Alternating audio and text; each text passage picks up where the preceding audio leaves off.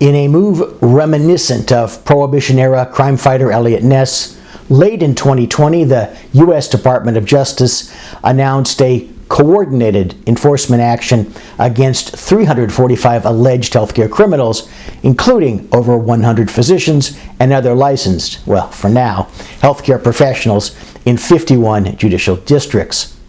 The defendants were charged with submitting more than $6 billion in false and fraudulent claims to federal healthcare programs and private insurers. Of that sum, over $4.5 billion relates to telemedicine. More than $845 million is connected to substance abuse treatment facilities or sober homes, and over $806 million relates to other healthcare fraud and illegal opioid distribution schemes. Unfortunately, the structure of the telemedicine scheme is one that I've seen play out many times, sometimes with enough time to avert a client's participation. Step 1. Certain defendant telemedicine executives allegedly used marketing networks to lure unsuspecting patients into the scheme via telemarketing, direct mail, TV ads, as well as internet ads.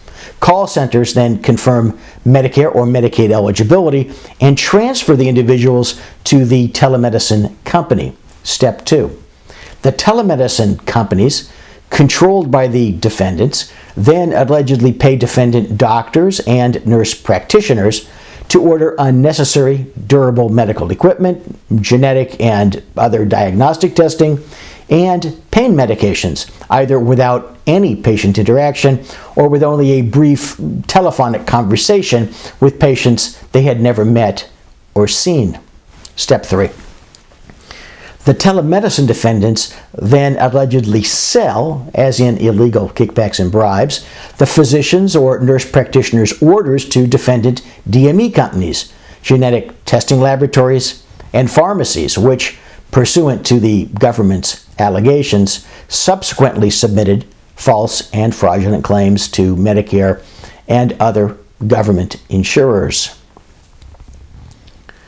In connection with the substance abuse treatment facilities, these are also known as sober homes scheme, the government alleged an $845 million scheme of false and fraudulent claims for tests and treatments for drug or alcohol addiction. The defendants include physicians, owners and operators of substance abuse treatment facilities, as well as patient recruiters, also known as body brokers, all alleged to have participated in schemes involving the payment of illegal kickbacks and bribes for the referral of scores of patients to substance abuse treatment facilities. According to the charges, those patients were subjected to medically unnecessary drug testing, often billing thousands of dollars for a single test, and therapy sessions that were frequently not provided and which resulted in millions of dollars of false and fraudulent claims being submitted to private insurers.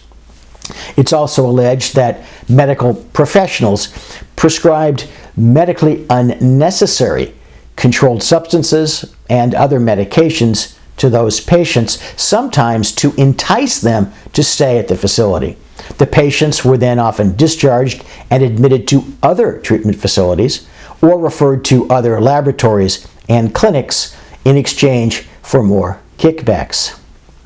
And last, as to the opioid scheme, the DOJ's announcement included charges filed and guilty pleas obtained involving more than 240 defendants who allegedly participated in schemes to submit more than $800 million in false and fraudulent claims to Medicare, Medicaid, TRICARE, and private insurance companies for medically unnecessary and often never provided treatments involving more than 30 million doses of opioids and other prescription narcotics.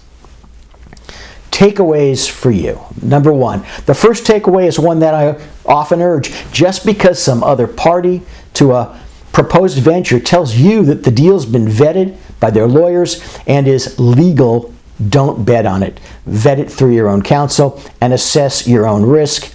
As in carpentry, measure, assess twice, cut, do the deal once, or not do the deal. You get the idea. Number 2, Government funds spent pursuing healthcare fraud result in a return on investment that Warren Buffett could only dream of. As a result, the federal and state governments will continue to pursue potential defendants. Since 2007, the DOJ's Healthcare Fraud Strike Force program has charged more than 4,200 defendants who have collectively billed the Medicare program for approximately $19 billion.